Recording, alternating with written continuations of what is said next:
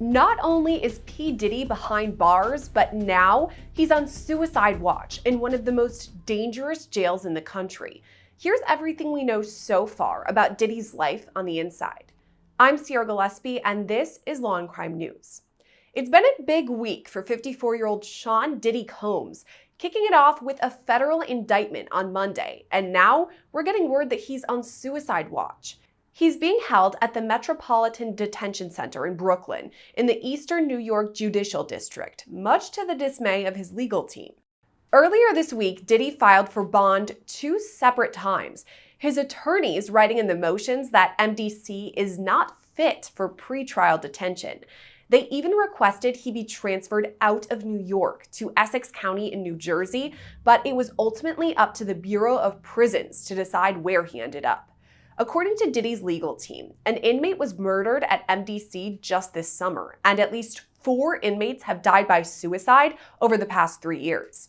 Now, their client is on suicide watch, meaning he's separated from traditional prison housing.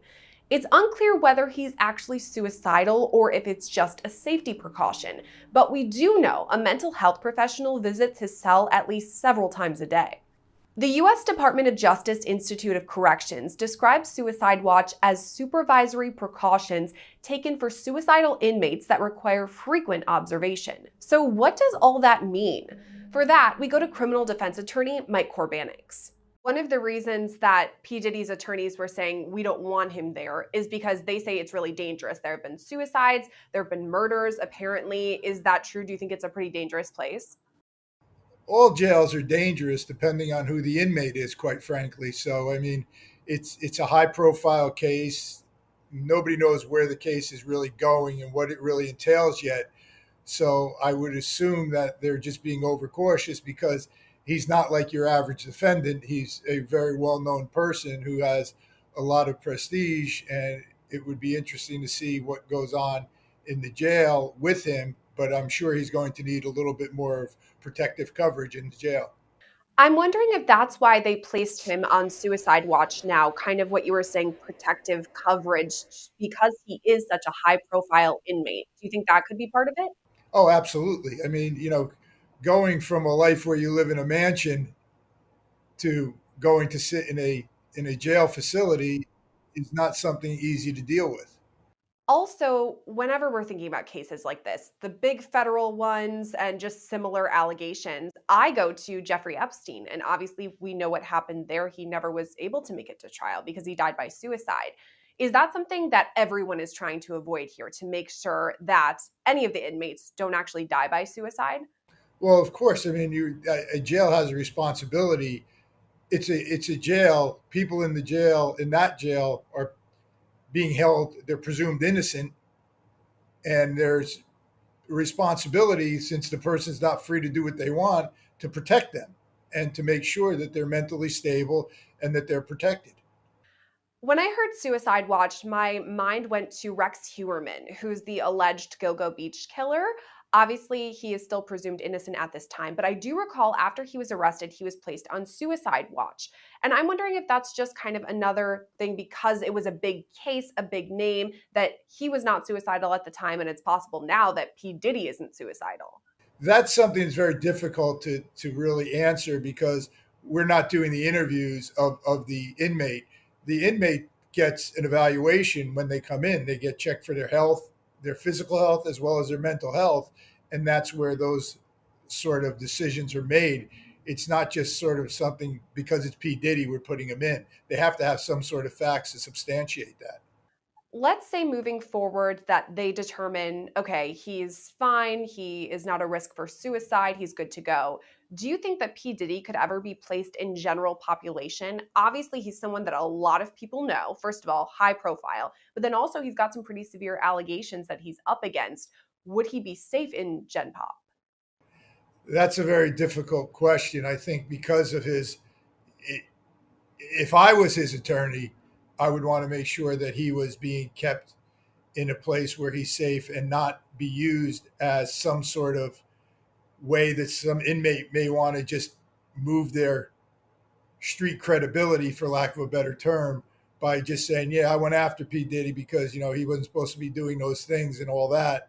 So it's a very difficult situation when someone that famous and well known in this kind of case is put into general population. So it's going to be a major concern for the institution that is holding them. Now, let's take a look back at the timeline leading up to Diddy's arrest and the allegations that led to Diddy's indictment. Shocking federal charges brought against once beloved music icon Sean P. Diddy Combs now could be his complete fall from grace. I mean, it was only a year ago that he got the key to the city here in New York, and now here he is indicted in the Southern District, right? So, what happened in a year for someone to have fallen so far? But what led up to these serious federal charges? We're talking to criminal defense attorney Adam Conta to break down the timeline leading up to Diddy's arrest. I'm Sierra Gillespie, and this is Law and Crime News. Now, starting off from where we're at right now, Diddy faces 3 federal charges of racketeering conspiracy, sex trafficking by force, fraud, or coercion, and transportation to engage in prostitution. So how did we get here?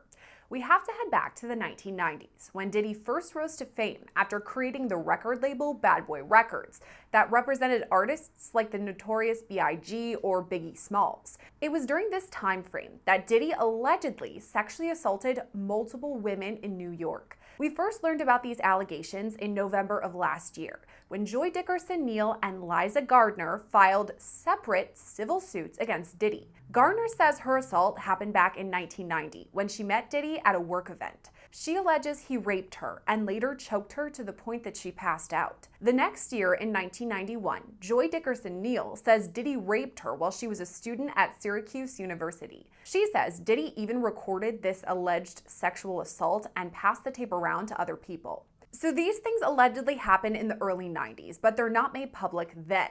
As the years pass by, Diddy's career just keeps on gaining steam. By the late 90s, Diddy himself begins putting out songs, even snagging his first 2 Grammys in 1998. But the following year marks the next stop on the Diddy timeline, the New York nightclub shooting. 3 people were shot, though no one suffered any life-threatening injuries.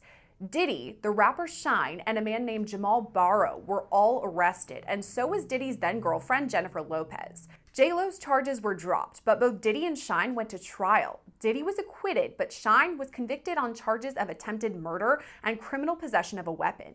He was sentenced to 10 years in prison. Now, in recent months, there's been allegations that Shine took the fall for Diddy, and on top of that he forced J-Lo to carry an illegal weapon. All of this leads us into the new millennium, though. A woman, only identified as Jane Doe, says Diddy raped her in 2003 when she was just 17. In the lawsuit she filed last year, she included pictures of herself at Diddy's recording studio in New York. From there, we fast forward to late 2005 or 2006, when Diddy met Cassandra Ventura, who would later be known publicly as the singer Cassie. According to Cassie's lawsuit, she started working with Diddy when she was just 19 years old, and he was 37. She says Diddy began, quote, almost immediately asserting possession and control over her, and inserting himself into all aspects of her career and her personal life. That includes things like forcing Cassie to use illegal drugs and have sex with prostitutes as Diddy watched or masturbated. She also alleges he recorded many of these interactions. The next stop on the Diddy timeline is 2011, when Cassie had a brief flirtatious relationship with rapper Kid Cudi. She says that in 2012, Diddy told her that he was going to blow up Kid Cudi's car and that he wanted to ensure that Kid Cudi was home with his friends when it happened. Around that time, Kid Cudi's car exploded in his driveway. From there, we have to hop to September 2022, when Rodney Jones, also known as Lil Rod, began working with Diddy. For the next year and a half, Lil Rod alleges he suffered abuse, all at the hands of Diddy himself. At times, Lil Rod says Diddy touched his private areas without consent and forced Lil Rod to watch him shower or have naked body massages. Lil Rod says Diddy, quote, attempted to groom Mr. Jones into engaging in gay sex. Then, in 2023, Cassie filed a lawsuit against Diddy under the New York Survivors Act, meaning a sexual assault survivor could file civil suit against their alleged abuser regardless of the statute of limitations. So Cassie filed that suit on November 16th of last year, and though it was settled just one day later, the damage was already done. Before the year's end, Diddy also faced lawsuits from Liza Gardner, Joy Dickerson-Neal, and Jane Doe. After this, Hulu dropped plans for a reality show called Diddy Plus 7 that was supposed to be about the singer and his family. At the same time, other major brands that he had worked with over the years severed ties. That brings us to February 26, 2024, when Lil Rod filed his lawsuit. Just about a month later, on March 25th,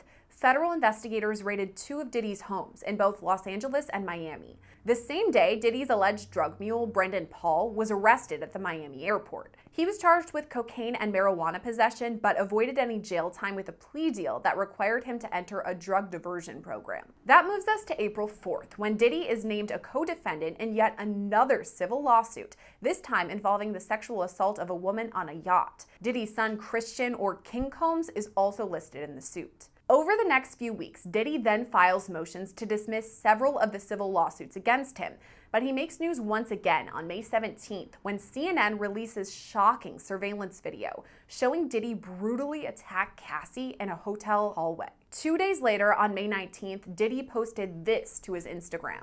I was f***ed up. I hit rock bottom, but I make no excuses. My behavior on that video is inexcusable. I take full responsibility for my actions in that video. I'm disgusted. I was disgusted then when I did it. I'm disgusted now. I went and I sought out professional help. I had to go into therapy and go into rehab. Had to ask God for his mercy and grace.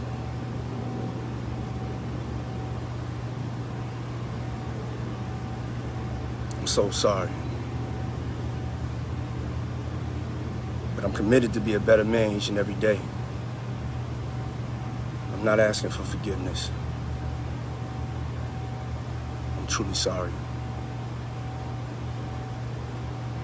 2 days after that post, Crystal McKinney filed suit against Diddy, alleging he drugged her and sexually assaulted her back in 2003. All that brings us to September 11th, when singer Dawn Richard filed another civil suit against Diddy, alleging he touched her inappropriately, imprisoned her, and even threatened her life. All this leads us to Monday, September 16th, when Diddy is indicted by a grand jury on federal charges.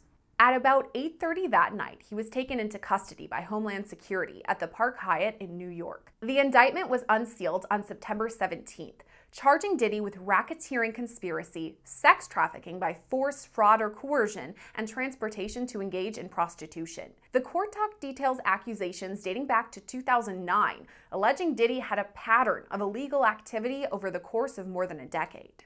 And it's those alleged illegal activities that led us here to this federal indictment.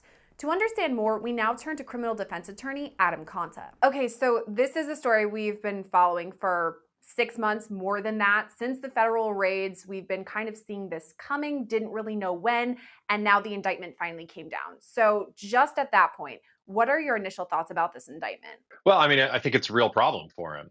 It lays out what they believe is a pattern of illegal activity, all in the names and the furtherance of the Combs enterprise. I think it lacks some details, but we have, because this is an ongoing investigation and because it's sort of been in the public sphere for a while, we have more details than we normally would. They've laid out a pattern of conspiracy and racketeering that they've charged him with. But part of that is obviously that one of the victims is his ex-girlfriend Kathy, who filed this major lawsuit last year in November against him. But we kind of have the details from that lawsuit as well, so we can kind of insert those as really the jump off point to how we got here now today. But he's got some real legal challenges ahead of him, absolutely. Talking about the indictment really quick before we go into the timeline, I was kind of surprised at the length of it. It's only about 14 pages. There's only 3 charges. And as you said, there's not that much information in it. So is it possible that the feds are going to add more, or what would that look like? It could be, but the fact that there's racketeering involved, I mean, what racketeering essentially is that the federal government thinks that they can prove that he broke 2 specific laws in this sort of group of 35 that make up these kind of racketeering eligible charges. And so if they can get over that hurdle, even though there are only 3 counts, and I was surprised too that it wasn't a lengthier indictment with a lot more detail in it, the counts that are there are enough to put him in jail for a long time. And we can't gloss over the fact that there were a couple defaced AR-15s there. There was an unknown amount of narcotics there, including meth and other prescription drugs that were illegally obtained, allegedly. And so I think what the public is going to be looking for is a lot of details on the sex trafficking, on the kidnapping, but mostly on the sex related crimes. That's kind of what the public likes to sink their teeth into. And I'm sure we're going to be hearing the term freak offs a lot over the coming days and weeks because that's the soundbite that you immediately get from this indictment. But if you're looking for more details on sort of the torrid and terrible things he's done to these alleged victims over the years, then the indictment does not have a lot of explanation there. You brought up a good point about the pattern, showing that Diddy had a pattern to break the law in this many ways. And it all goes back kind of to Cassie and the civil suit that she filed. Obviously, they had a relationship for several years. She alleges some pretty serious accusations against him. So, how important is Cassie going to be in regards to this federal case? Well, she's going to be incredibly important in terms of her lawsuit is really what opened up the public's attention to it, and so that's really what got everyone going. That's what got the authorities looking into her more. I mean, it was only a year ago that he got the key to the city here in New York, and now here he is indicted in the Southern District, right? So, what happened in a year for someone to have fallen so far, and not just got the keys to the city a year ago? He was what was he? He was given like the lifetime achievement award in the VMAs. That was just last year too. I mean, this is someone who is at the top of the public sphere in terms of reverence, in terms of respect, in terms of what they mean to the city and to the community. And for it to turn around this fast, I think we have to look directly at Cassie and her lawsuit filed on November 16th. And even though they settled it a day later, again, the details of what was alleged got out there. And then what that really did, just like the Me Too movement, it started other people who are alleged victims of his thinking, well, maybe now is my time to come forward. If in fact that they felt threatened by Diddy, if in fact they were coerced not to say anything through violent threats, through physical threats, through emotional threats, and potentially of having whatever acts they committed with Diddy being recorded and even having those used against them as electronic threats. Um, After Cassie's lawsuit, they started to come out, and then you saw another lawsuit in December, and then another one, and another one, and so there were a couple that came out that really started steamrolling this sort of this change in a public opinion of him, just like happened with R. Kelly, although these are separate charges and they have not been proven like R. Kelly's. But just like in R. Kelly, it took the public a little while to kind of get around this notion of this pop superstar who we've grown to love for decades, and now kind of peel back the onions to his personal persona that could be quite disturbing. And so, even though she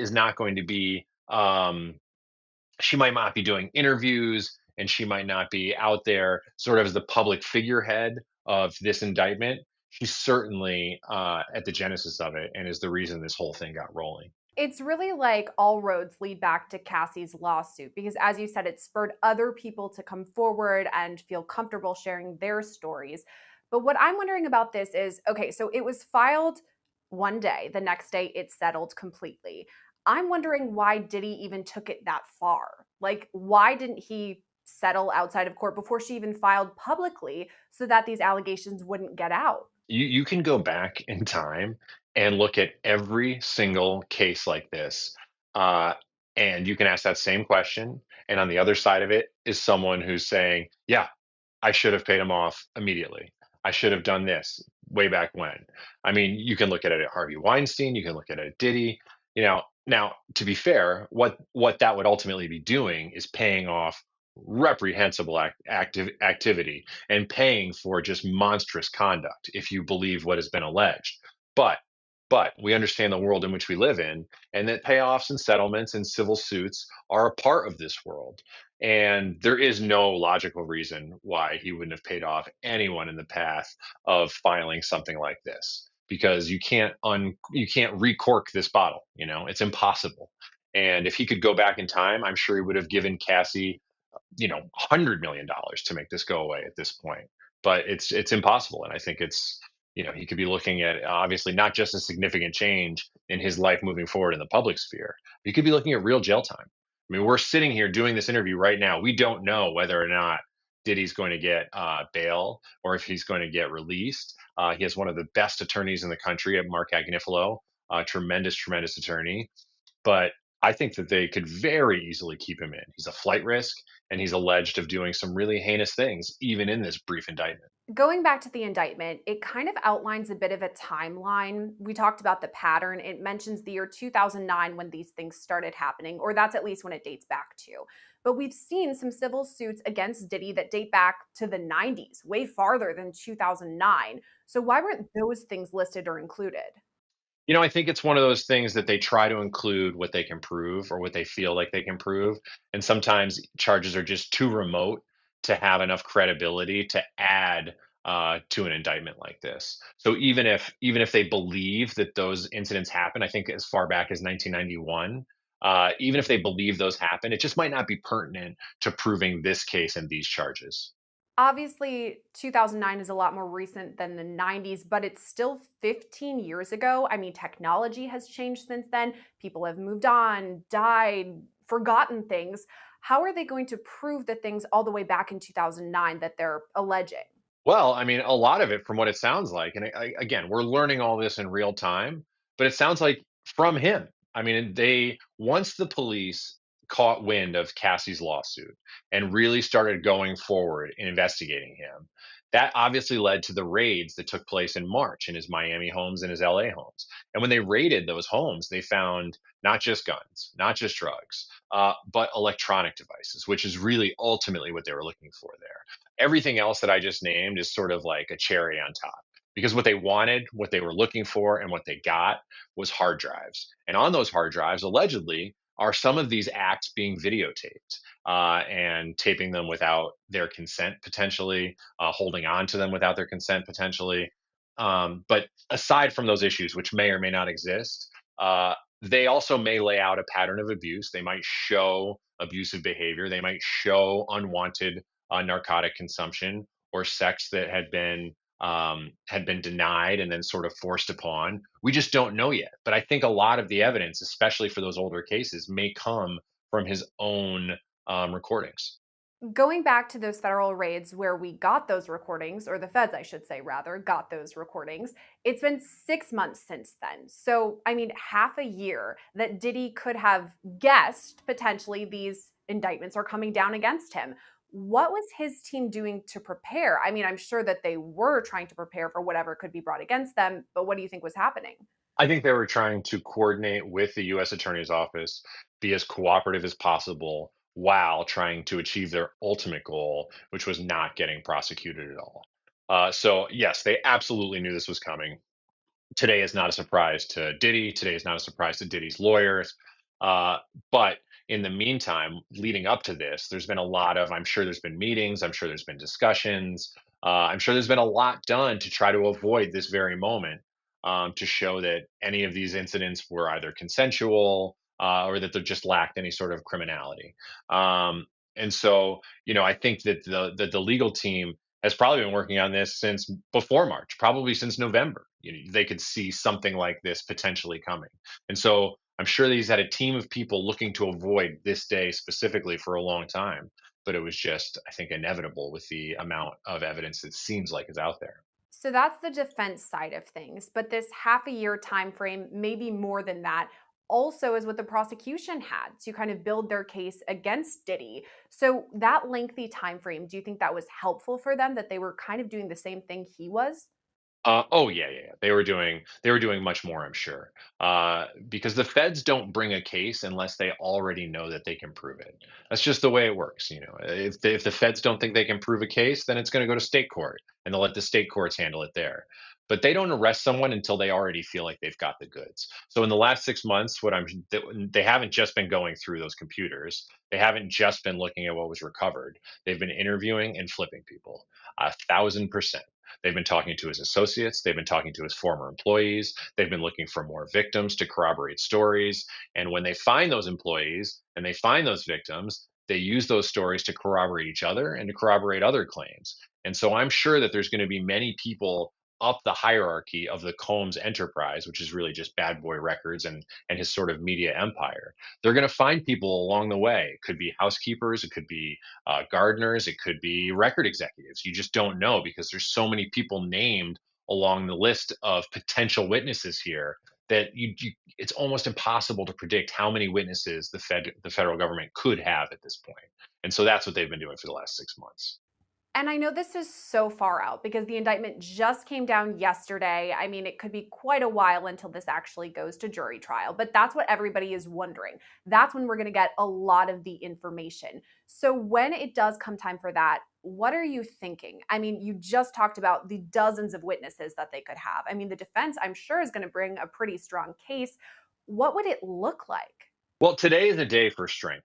So today is a day for everyone to go out there, no matter what side you're on, and say, my guy's 1,000% innocent. And the prosecution's going to go out there and say, this guy's 1,000% guilty, and here's why. And so today is just posturing more than anything, even if they did know it was coming.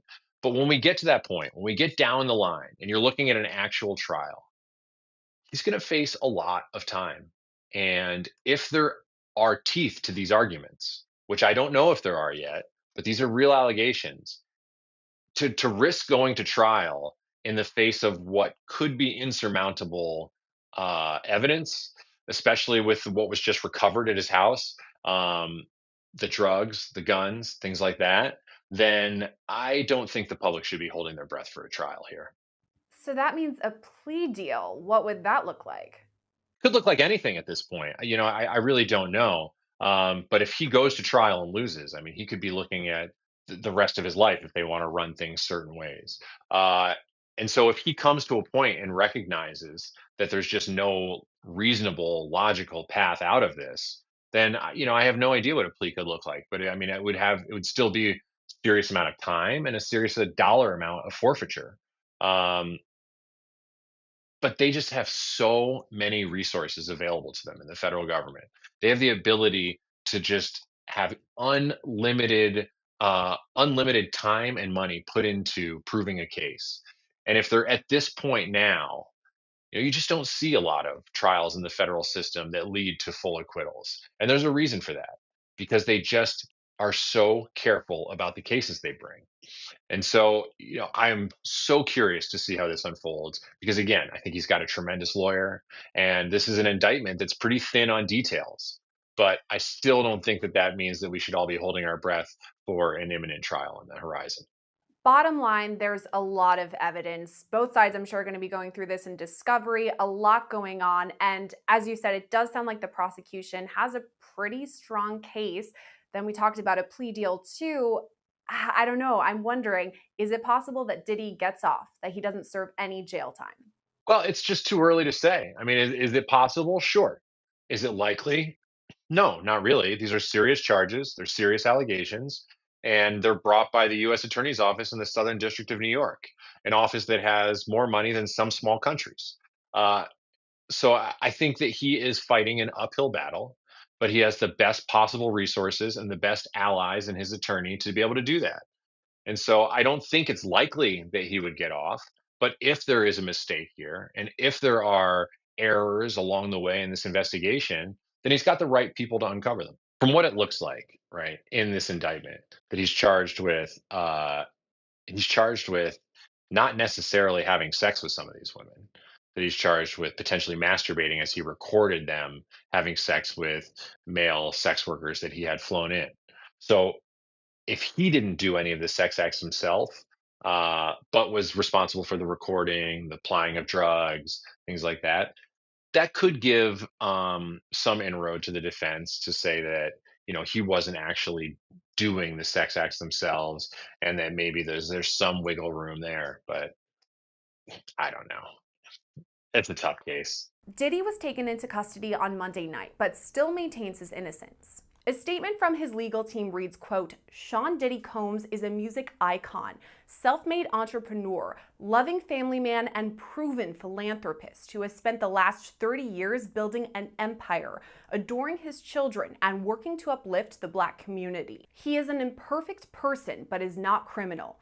To his credit, Mr. Combs has been nothing but cooperative with this investigation, and he voluntarily relocated to New York last week in anticipation of these charges. Please reserve your judgment until you have all the facts. These are the acts of an innocent man with nothing to hide, and he looks forward to clearing his name in court.